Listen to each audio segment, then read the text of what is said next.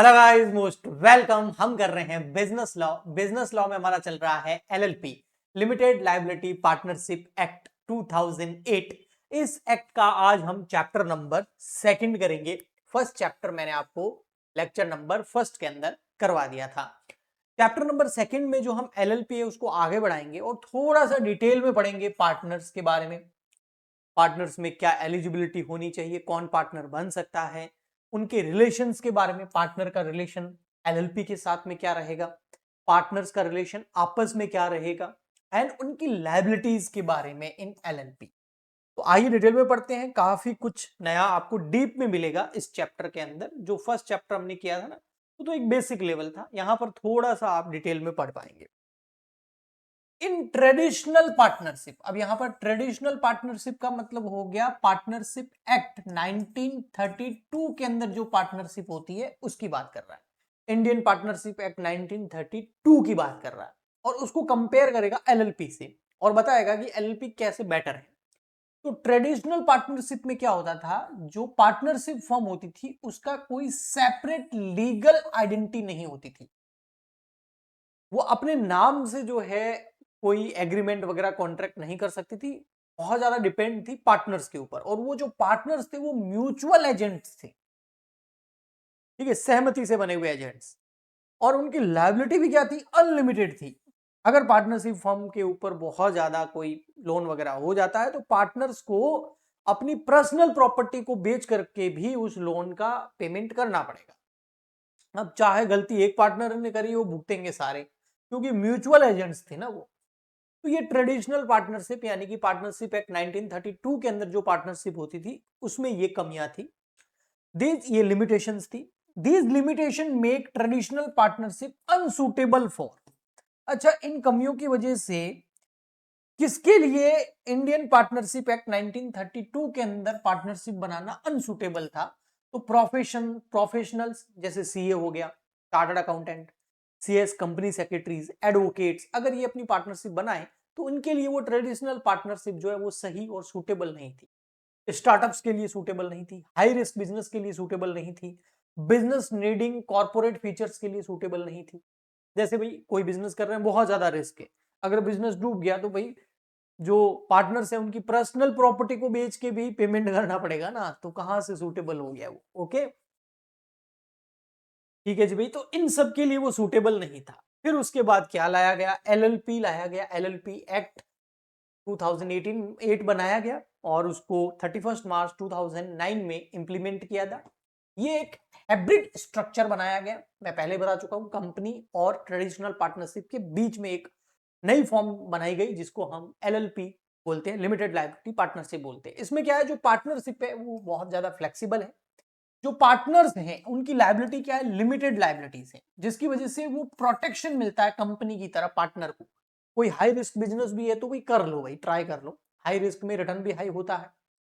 तो उस केस के अंदर कम से कम ये तो नहीं है ना पार्टनर पर्सनली लाइबल हो जाएंगे। हाँ, उन्होंने कोई फ्रॉड व्रॉड किया हो तो वो पर्सनली लाइबल होगा, और वो भी वो पार्टनर होगा जिसने फ्रॉड किया हो, सब नहीं होंगे।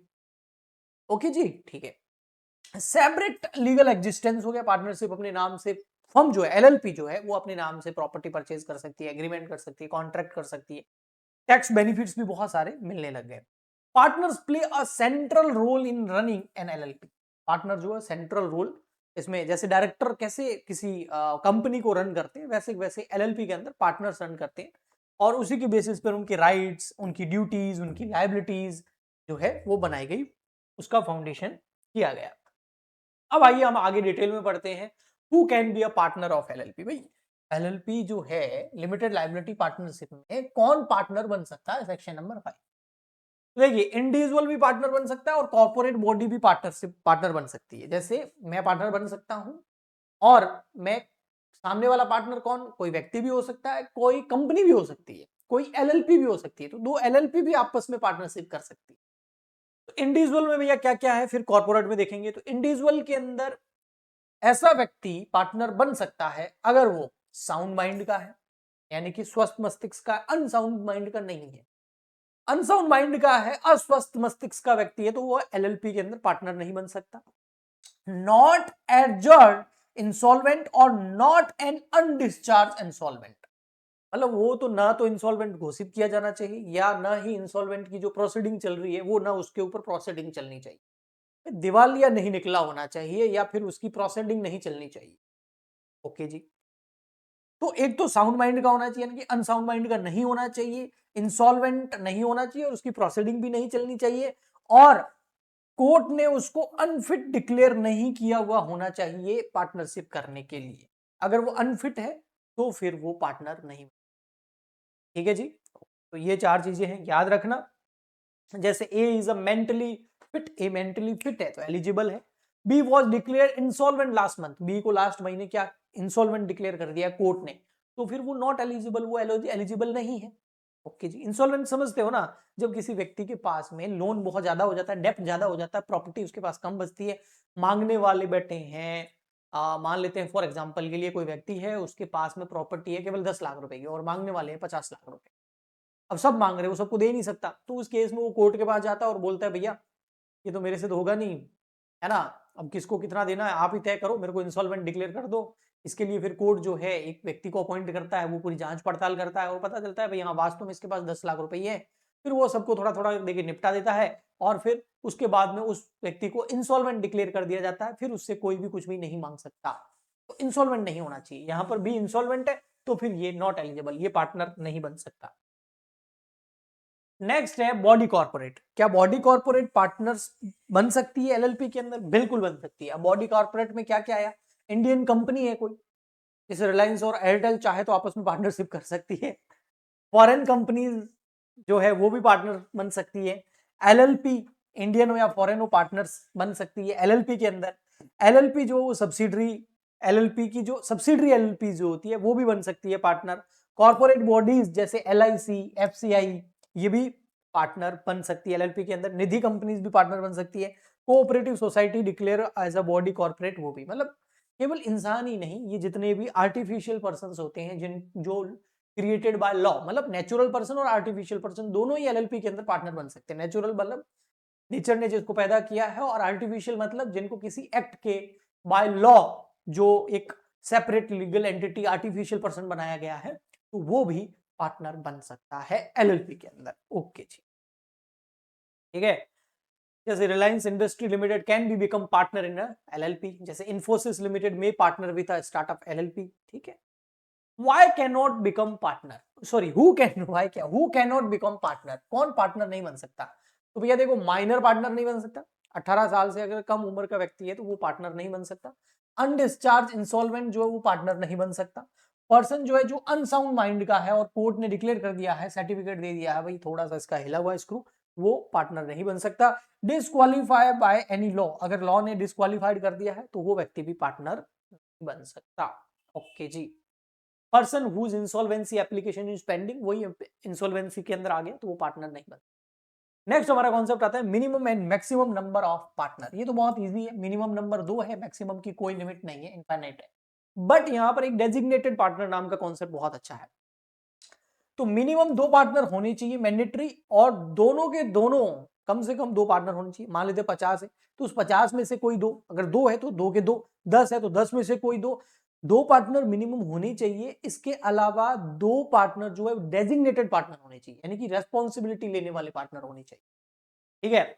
If LLP continues business with a fewer then 2 partners for more than 6 month, the sole partner become personally liable. अब देखो ये क्या कह रहा है कि कोई पार्टनरशिप फर्म है, उसमें 2 पार्टनर है, ए है और बी है। अब ए जो है रिटायर हो गया, इसकी डेथ होगी, निकल गया, अब बी अकेला बच गया। अब अकेला तो पार्टनरशिप कर नहीं सकता, हाँ, तो इसको टाइम दिया जाता है बी को कि 6 महीने के अंदर अंदर किसी दूसरे पार्टनर को अपॉइंट कर लो, जैसे सी को अपॉइंट कर लो। 6 महीने का टाइम दे रहे हैं कि नए पार्टनर को अपॉइंट करके पार्टनरशिप एलएलपी कंटिन्यू करो। अगर 6 महीने के अंदर ये सी डी ई एफ जी जिसको भी अपॉइंट कर लेता है तो उसके बाद तो एलएलपी कंटिन्यू चलेगी। लेकिन अगर 6 महीने तक भी अकेला रह जाता है और उसके बाद में भी अकेला रह जाता है तो उस केस के अंदर फिर वो पार्टनरशिप खत्म हो जाएगी। अब 6 महीने क्यों दिए हुए? Law give time to admit a new partner और कन्वर्ट एलएलपी स्ट्रक्चर। 6 महीने का टाइम दिया गया है ताकि वो आराम से इस काम को कर सके। नहीं तो फिर क्या होगा, पार्टनरशिप एलएलपी तो खत्म हो ही जाएगी, इसके अलावा जो भी लायबिलिटी है वो पूरी की पूरी एक पार्टनर की रह जाएगी जिसने 6 महीने तक चलाया और आगे भी कंटिन्यू कर रहा है तो वो सोल प्रोप्राइटरशिप हो जाएगी एक तरीके से। मैक्सिमम नंबर जो है वो नो अपर लिमिट, कोई अपर लिमिट नहीं है यहाँ पर। अनलाइक ट्रेडिशनल पार्टनरशिप में 50 हो सकते थे, इंडियन पार्टनरशिप एक्ट 1932 में ज्यादा से ज्यादा 50 पार्टनर हो सकते थे ना, इसमें ऐसा नहीं है।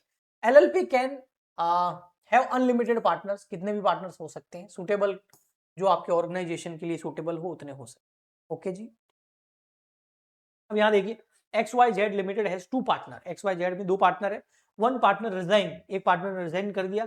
LLP continue business for 9 month, और एलएलपी ने उसके बाद, भाई 2 पार्टनर थे, एक रिटायर हो गया, एक बच गया, वो दूसरा वाला पार्टनर 9 महीने तक कंटिन्यू कर रहा है और नए पार्टनर को एडमिट नहीं कर रहा है, तो इस केस के अंदर फिर पूरी लायबिलिटी उसी एक पार्टनर की हो जाएगी, एक तरीके से सोल प्रोप्राइटरशिप हो जाएगी। The remaining partner become personally liable for all obligation including during those 9 month, फिर वो सभी के लिए ऑब्लिगेट उसका ऑब्लिगेशन हो जाएगा, सबके लिए वो लाइबल हो जाएगा। इसके अलावा कॉन्सेप्ट बहुत अच्छा आता है, मैंने बताया था आपको, डेजिग्नेटेड पार्टनर, कम से कम 2 पार्टनर होने चाहिए। मान लेते किसी फर्म में 5 पार्टनर है तो 5 में से कोई 2 डेजिग्नेटेड पार्टनर होने चाहिए। मान लेते किसी फर्म में 100 पार्टनर है तो 100 में से कोई 2 डेजिग्नेटेड पार्टनर होने चाहिए। मान लेते किसी फर्म में 3 पार्टनर है तो एलएलपी में तो 3 में से कोई 2 डेजिग्नेटेड पार्टनर होने चाहिए। मान लेते 2 ही पार्टनर है तो 2 में से 2 पूरे के पूरे डेजिग्नेटेड पार्टनर होने चाहिए। अब ये डेजिग्नेटेड पार्टनर क्या होता है, तो देखिए डेजिग्नेटेड पार्टनर का मतलब होता है वो पार्टनर जो कंप्लाइंस करेंगे एलएलपी को, जो ऑफिस को संभालेंगे, जो भी लेटर्स आते हैं, नोटिस आते हैं, उसका रेस्पॉन्स करेंगे, है ना। Equivalent to a director in a company, जैसे कंपनी में डायरेक्टर कैसे होता है, एक्टिव डायरेक्टर, वैसा। क्या रिक्वायरमेंट है, मिनिमम 2 डेजिग्नेटेड पार्टनर होनी चाहिए और 2 में से कोई एक जो है ना रेजिडेंट इन इंडिया, यानी कि इंडिया का रहने वाला होना चाहिए। रहने वाला मतलब क्या हो गया, कम से कम 120 दिन वो प्रीवियस ईयर में भारत में रहा हो। इनकम टैक्स एक्ट 1961 के अंदर ये प्रोविजन है ना। तो 120 डेज कम से कम वो पिछले साल भारत में रहा हो तो वो रेजिडेंट इन इंडिया माना जाएगा। ओके, मस्ट बी ऑब्टेन डीपिन और डिन, तो देखिए डेजिग्नेटेड पार्टनर 2 होने चाहिए, इसके अलावा उनमें से एक रेजिडेंट इन इंडिया होना चाहिए, उनके पास में डिपिन होना चाहिए, दोनों के पास में। डिपिन का मतलब हो गया आपका designated partner identification number. D मतलब डेजिग्नेटेड, पी मतलब पार्टनर, आई मतलब आइडेंटिफिकेशन, एन मतलब नंबर। डेजिग्नेट DIN भी बोलते हैं इसको, डेजिग्नेटेड आइडेंटिफिकेशन नंबर। ये उनके पास पार्टनर दोनों के पास में होना चाहिए। Must given consent to act as a DP in a prescribe form, और उसके अलावा उसको फॉर्म में बताना भी पड़ेगा कि भाई हाँ, आरओसी को बताना पड़ेगा कि हम दोनों डेजिग्नेटेड पार्टनर हैं, तो आपकी जो भी नोटिस वगैरह हैं, जो एनुअल रिटर्न फाइल करना है, बहुत सारे काम करने होते हैं, आगे आएंगे, वो सब हम करेंगे। ओके, उसके लिए हम रेस्पॉन्सिबल होंगे।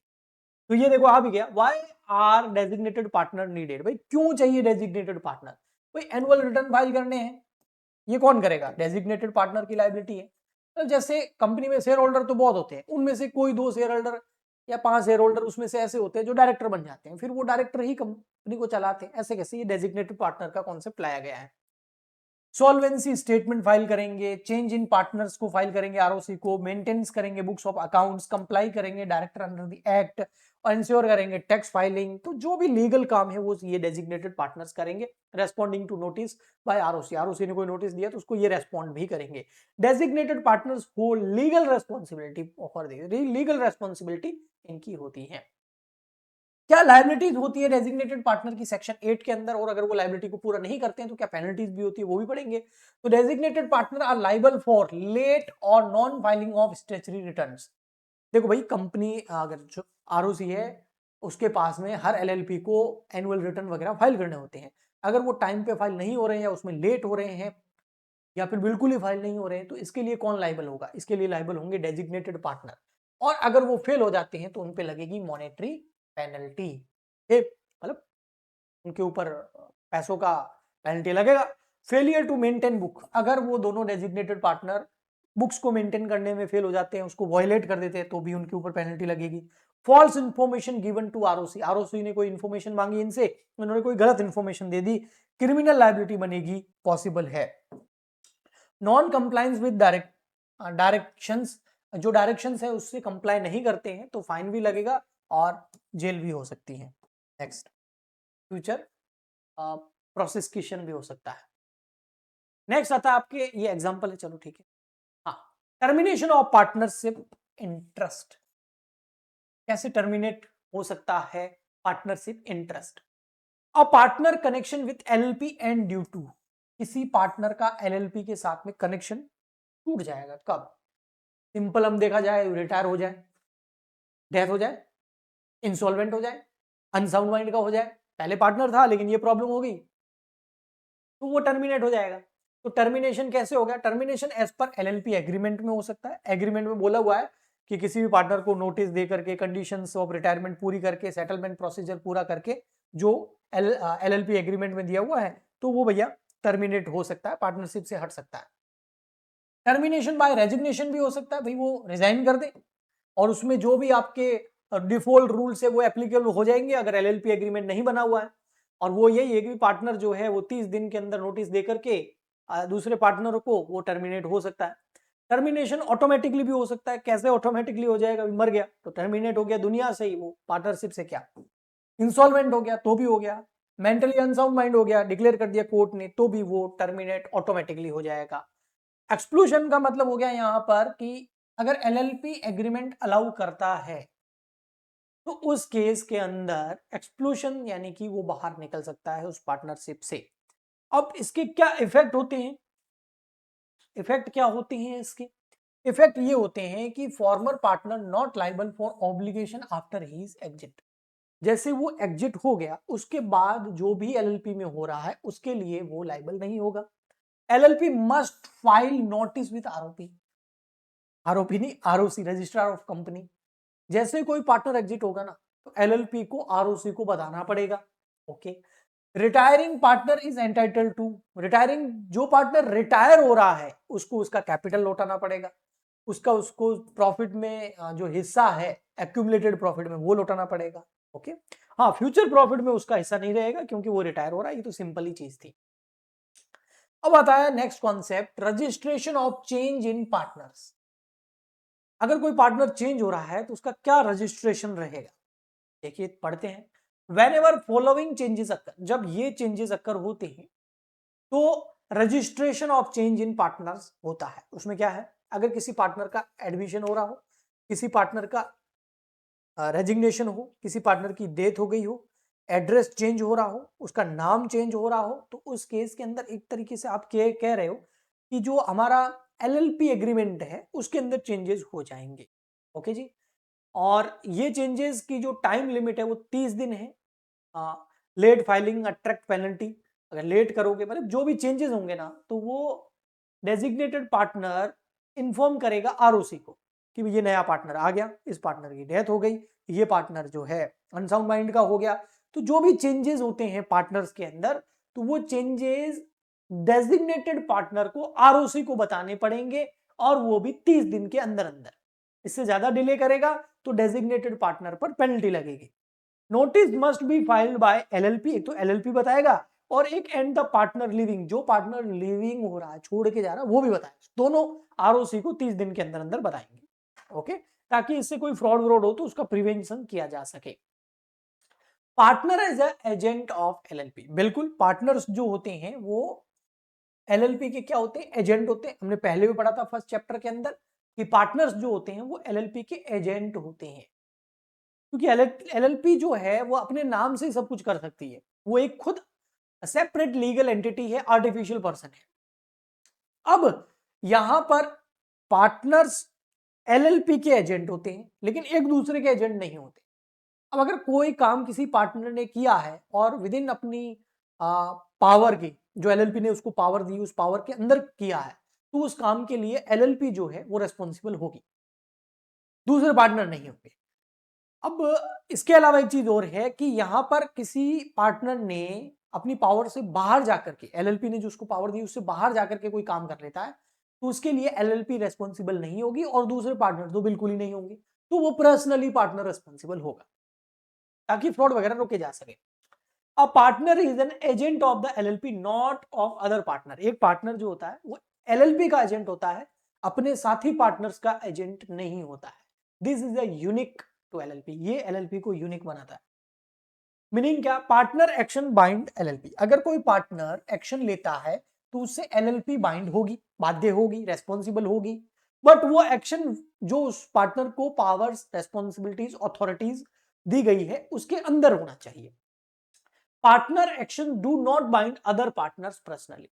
लेकिन पार्टनर का जो एक्शन है वो दूसरे पार्टनर को पर्सनली बाइंड नहीं करेगा। हाँ, उन्होंने जितना पैसा लगाया है वो तो है, ओके जी, इसलिए तो बोलते हैं लिमिटेड लायबिलिटी होती है। क्यों इंपॉर्टेंट है ये? ताकि फ्रॉड को रोका जा सके। कोई एक जना फ्रॉड कर रहा है, सब क्यों भुगते? अगर वो पावर से बाहर काम कर रहा है तो वो पर्सनली लाइबल होगा, एलएलपी और पार्टनर दूसरे दोनों बच जाएंगे। ओके, जैसे partner A sign a contract with a client, partner A ने साइन किया एक कॉन्ट्रैक्ट किसके साथ? क्लाइंट के साथ।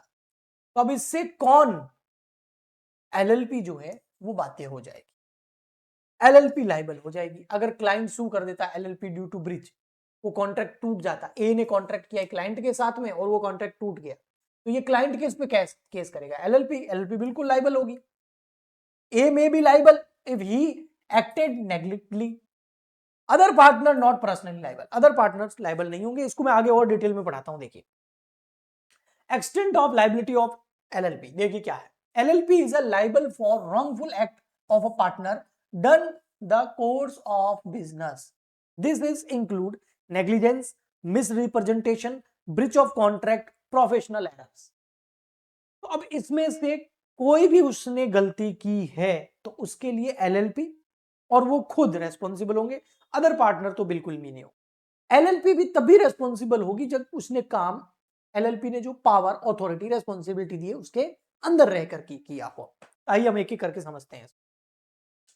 LLP not liable when partner act outside his authority, वही मैं बता रहा हूं। एलएलपी लाइबल कब नहीं होगी? जब जो पार्टनर ने काम किया है वो एलएलपी ने उसको जो अथॉरिटी दी उससे बाहर किया है, अपने खुद के बेनिफिट के लिए काम किया, ना कि एलएलपी के लिए। कोई फ्रॉड किया हो, कोई ऐसा काम किया हो जो उस कोर्स ऑफ बिजनेस के अंदर आता ही नहीं है, इस केस के अंदर ना एलएलपी रेस्पॉन्सिबल होगी, बाइंड होगी, ना अदर पार्टनर होंगे। जिस पार्टनर ने ये काम किया है केवल वही पर्सनली लाइबल होगा और पर्सनल प्रॉपर्टी से वो पेमेंट करेगा। ओके, एग्जांपल देखिए नेग्लिजेंस का। Partner A an engineer, partner एक इंजीनियर है, प्रिपेयर रॉन्ग स्ट्रक्चरल डिजाइन, उसने, अब इंजीनियर का काम क्या होता है? डिजाइन बनाना। उसने एक स्ट्रक्चरल डिजाइन बनाई जो कि रॉन्ग थी, क्लाइंट को उससे हैवी लॉस हुआ, एलएलपी लाइबल होगी? बिल्कुल होगी। अदर पार्टनर लाइबल होंगे? नहीं होंगे। पर्सनली लाइबल नहीं होंगे, जितना पैसा लगाया वो तो फिर एलएलपी लाइबल हो रही है तो उनका पैसा भी होगा। तो उसने पावर के अंदर रह करके काम किया है, बट वहां पर गलती से हो गया, हो जाती है मिस्टेक। ओके, फ्रॉड के केस में क्या होगा? A take 10 lakh loan using LLP name and transfer money to his own bank account. A ने क्या किया? एलएलपी के नाम पर पैसा लिया और अपने बेनिफिट के लिया, अपने अकाउंट में ट्रांसफर किया और खुद नहीं यूज किया। इस केस के अंदर एलएलपी लाइबल नहीं होगी और दूसरे पार्टनर भी पर्सनली लाइबल नहीं होंगे। ए जो है उस पर क्रिमिनल चार्जेस भी चल सकते हैं और वो पर्सनली लाइबल होगा अगर वो फ्रॉड कर देता है। नेग्लिजेंस के केस में वो बच जाएगा। फ्रॉड ओवरराइड्स लिमिटेड लाइबिलिटीज, बिल्कुल। If partner commit fraud, limited liability protection is removed from that partner. देखो वैसे हम बोलते हैं कि एलएलपी के अंदर पार्टनर्स की लाइबिलिटी लिमिटेड होती है, जितना उन्होंने कैपिटल लगाया केवल वहां तक उनकी लाइबिलिटी होती है। पर्सनल प्रॉपर्टी को कोई बेच नहीं सकता। लेकिन कोई पार्टनर फ्रॉड कर रहा है ना, खुद के बेनिफिट के लिए काम कर रहा है, और उस केस के अंदर फिर एलएलपी और अदर पार्टनर साइड में हो जाएंगे, वो पार्टनर खुद पर्सनली लायबल हो जाएगा, यानी कि उस पार्टनर की लायबिलिटी अनलिमिटेड हो। ओके जी, आई होप कोई कंफ्यूजन नहीं हो। आज का हमारा लास्ट टॉपिक इस चैप्टर का वो है विसल ब्लोइंग। अब ये विसल ब्लोइंग क्या है, मैं सिंपल से समझाता हूं। भाई एक पार्टनरशिप फर्म है, उसमें 5 पार्टनर है, 2 डेजिग्नेटेड पार्टनर है, 3 अन्य पार्टनर है। पार्टनर्स का नाम है A B C D E F. A B C D E तक हो गया ना 5, ठीक है। ए बी सी डी ई, ए और बी डेजिग्नेटेड पार्टनर है, बाकी के तीनों जो है वो नॉर्मल पार्टनर है। अब यहां पर ए और बी डेजिग्नेटेड पार्टनर है, सी नॉन डेजिग्नेटेड पार्टनर है। सी को पता चल गया कि जो ए है वो फ्रॉड कर रहा है, मिस रिप्रेजेंटेशन कर रहा है, अपने बेनिफिट के लिए काम कर रहा है, तो सी ने उसके खिलाफ आवाज उठा दी। तो सी क्या हो गया? ये हो गया विशल ब्लोइंग। अब यहां पर सी को प्रोटेक्शन मिलेगा, सी को उस पार्टनरशिप से कोई हटा नहीं पाएगा। सी पर थोड़ा सा कोर्ट भी जो है, कानून भी वो दया दिखाए, क्योंकि इसने बताया है कि वो फ्रॉड कर रहा है। देखो ये लिखा हुआ है, विसल ब्लोइंग मतलब रिपोर्टिंग मिसकंडक्ट और इलीगल एक्टिविटीज इनसाइड एलएलपी, जो इसको बता दे, रिपोर्ट कर दे, वो पार्टनर होता है whistle blowing partner. Example of matter, whistle blower may report fraud, embezzlement, misuse of LLP property, false financial reporting, bribery, tax evasion मतलब टैक्स चोरी कर रहे हैं, मतलब फ्रॉड कर रहे हैं, कुछ ना कुछ गलत काम कर रहे हैं। इसके अंदर क्या होगा, प्रोटेक्शन मिल जाएगा अंडर सेक्शन 31 किसको, विसल ब्लोइंग पार्टनर को। LLP can not remove the whistle blower, उस पार्टनर को विसल ब्लोअर बोला जा रहा है, सी को, जिसने रिपोर्ट किया, बताया है कि वो गलत हो रहा है, उसको रिमूव नहीं कर सकते आप, एलएलपी से हटा नहीं सकते, डिमोट नहीं कर सकते, उसको हैरेस नहीं कर सकते, उसको थ्रेटन नहीं कर सकते, उसको डिस्क्रिमिनेट नहीं कर सकते। ये उसको कानूनी अधिकार मिले हुए हैं विसल ब्लोअर पार्टनर को। बेनिफिट क्या है विसल ब्लोअर के, तो बेनिफिट्स हैं यहां पर, he helps the authority investigate the government, reduce penalties. अब उसने हेल्प करी है, मतलब एक तरीके से ना गवर्नमेंट के पक्ष में आ गया, तो उसने हेल्प करी है तो उस पर पेनल्टी कम लगेगी, उसको पेनल्टी से हो सकता है मुक्त भी किया जा सके। ठीक है, जैसे यहां पर एक एग्जांपल है, पार्टनर बी, ये पार्टनर बी है, report that designated partner A was missing LLP fund. Partner B है, उसने बोला कि एक आपका डेजिग्नेटेड पार्टनर है ए, वो जो है आपका फंड है, जो पैसा है एलएलपी का, उसको अपने पर्सनल पर्पस के लिए यूज कर रहा है, मिस यूज कर रहा है। LLP can not punish B. अब इस केस के अंदर एलएलपी बी को पनिश करके, कई बार होता है ना, किसी ने शिकायत की उसको निकाल दिया, नहीं यहां नहीं निकाल सकते आप। गवर्नमेंट में रिड्यूस बीज पेनल्टी, और इस केस में हो सकता है कोई फ्रॉड हो गया हो तो गवर्नमेंट बी को पेनल्टी रिड्यूस कर देगी, जो एक्शन होगा ए पे होगा। ओके, ठीक है, आई होप आपको अच्छे से समझ में आ गया होगा। नेक्स्ट लेक्चर में हम चैप्टर नंबर 3 करके इस एलएलपी एक्ट 2008 को कंप्लीट कर देंगे। नेक्स्ट लेक्चर में एक चैप्टर और बाकी है, आई होप अच्छे से समझ में आया होगा। मिलते हैं नेक्स्ट लेक्चर में, आज के लिए इतना ही, तब तक के लिए गुड बाय, थैंक यू।